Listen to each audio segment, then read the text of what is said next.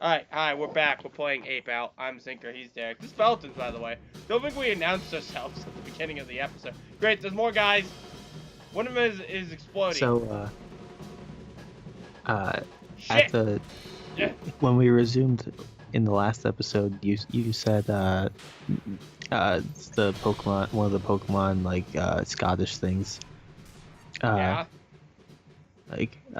We briefly trying to do the Scottish thing. So Shit! I had the idea earlier today. So first off, I absolutely love the memes in the wake of Pokemon Gen 8 about the Shit! protagonist Shit! portraying her as like a stereotypical Scottish person. A stereotypical Scottish person. Yeah. I don't know who came up Of with that, like- but well done.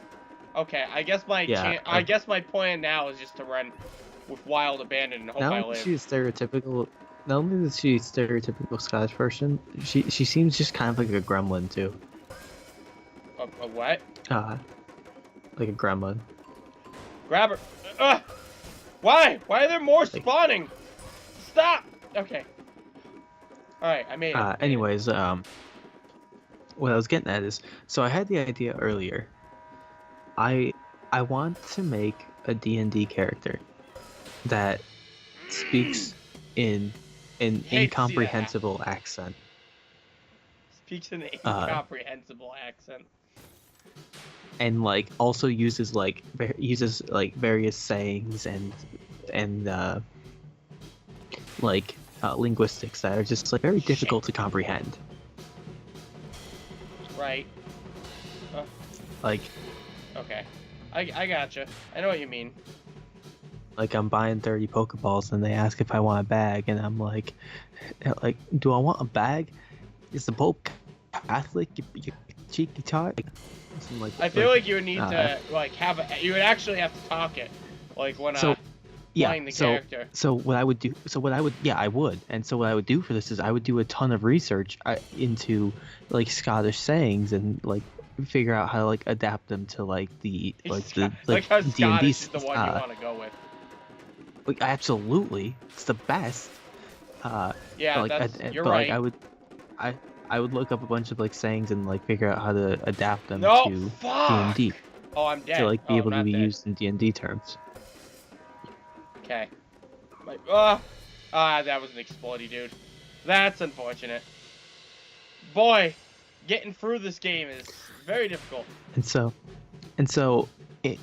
with that idea, the problem with that idea, anyways, is that if I want to do that, I have the problem of I need to be in a new campaign to be able to use said character, or I need an existing character in one of my campaigns to die. So my solution to that problem, which I'm not 100% sure if I want to do yet, but I talked to one of my DMs and he's like, yeah, you could do that if you want. Is one of my characters, my paladin slime folk that I talked about in other things before. What? He does not talk like he has said one thing to one party member, and that was a very quiet thank you after being given a croissant. Right. So I had the idea.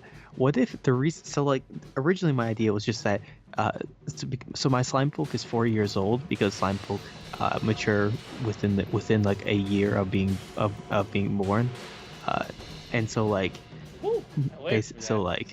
he is a adult slime folk, but he's only 4 years old. So for reference, a slime folk is basically just like a slime person. That's a homebrew race. Shit. There's a direct hit. So I had to and there are more slime folk in this world, but we have yet to ever meet any. Okay. That was weird. What was happening there? So my initial idea was that perhaps he doesn't, or that he doesn't speak really at all because he's very shy, and he also, being only 4 years old, does not have a great grasp on linguistics because he wouldn't have had, he would have only been learning linguistics for up to 4 years. Yeah. Which, and like Oh! language is That was a oh wow, snipe! sniped. God, dude, this is so hard. This is way harder than you think it was. Part of it is so I had the idea. I've learned now it's definitely random. The layouts have which not been the same. Yeah, it makes it more replayable, but boy, does it make it hard to complete. Alright, this guy's with me. I got a hostage. So anyways, the idea that I have is it's because my slime folk hasn't really spoken at all. Perhaps the reason, or perhaps I might retcon the reason for why he doesn't speak at all, from being that he's shy to that he has an incomprehensible accent and manner of speaking that he's kind of embarrassed about, so he just doesn't want to speak it. I mean, you could do that. So, awesome. So the idea, if I did that though, the idea would be that all slime folk have this incomprehensible accent, which means the DM would also have to do it every time we interact with one. That clearly sounds like exactly what the DM wants. So, he said he'd be perfectly fine with it. Like if I wanted to do like an accent and just have like all of them have the same accent. So I'm heavily considering making it so he's like that, or has like I'd probably go with the Scottish one and make him be like, you know, sort of like how the Gen 8 protagonist is being portrayed. Oh, sorry. Ow. That did not work out for me. Okay, so I might have to start working on my Scottish accent / doing research into Scottish sayings. Okay. Yeah, I might have to research being Scottish.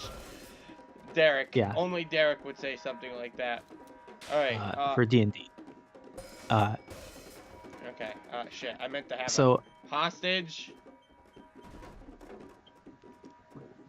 There's definitely an explodey guy on the way. While I'm on the subject of D&D too, so after we were done with our session earlier, I was talking to the DM, and okay, I'm alive. We were talking.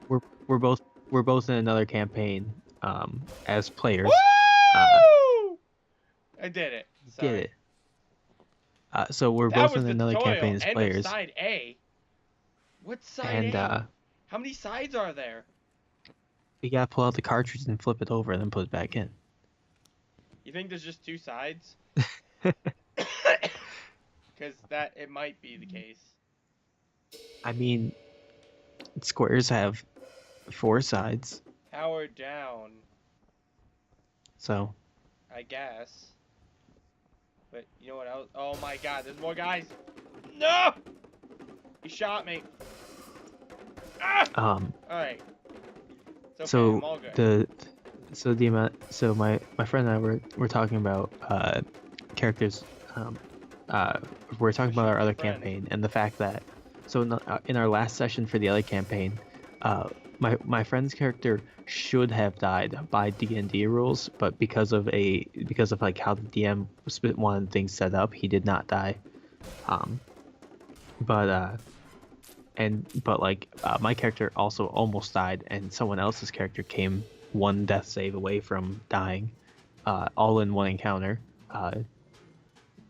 We fought a very tough thing, and he doesn't appear to be aware of what's going on. Okay, he's dead now. All right. Hey, this makes it way easier to tell where they are and where they're coming. Oh, shit. Oh, shit. Hello, friend. It is me, a security guard. Get down, Mr. President. Oh, shit. They kill you immediately. I just died. Oh, I was close, too. I guess I shouldn't have gone backwards. That's probably my fatal flaw. Whee! So anyways, we were talking about the fact that though neither of us have backup characters set up in case our character does die. And so he has an idea what he wants to do for his character. He wants to make his character an alchemist that is also the character's personality is basically that they are their name is like Tex Summers or something like that, and they're like heavy like cowboy basically, like almost like a gunslinger sort of. And I think it was gonna make him a gunslinger actually, maybe I don't remember. But he was gonna make the character like stereotypical like tough man cowboy. And I was trying to think of what I wanted to do for my character, for my backup character, because I needed a new idea I needed to come up with a fresh character idea to have just in case. And so and I love to give my characters very unique quirks. Right. That are generally Long shadows. Sorry.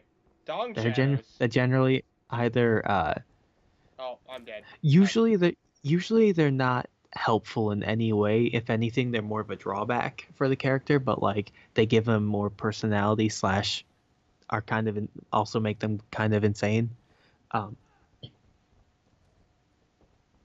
Okay. Like my paladin that would always spill someone's coffee because they thought coffee was evil. Right. So my idea, the idea I ended up coming up with, and I wanted to make this character more like morally ambiguous. I was originally gonna go for evil, for like either like neutral evil or possibly chaotic evil, but I just for the sake of how the campaign's set up, I settled for chaotic neutral. What's it? Oh, fuck. They shoot too fast. The premise of this character is it's probably going to be a two-handed fighter. So like she's gonna it'll probably be a female. She'll wield two weapons, probably the same weapon.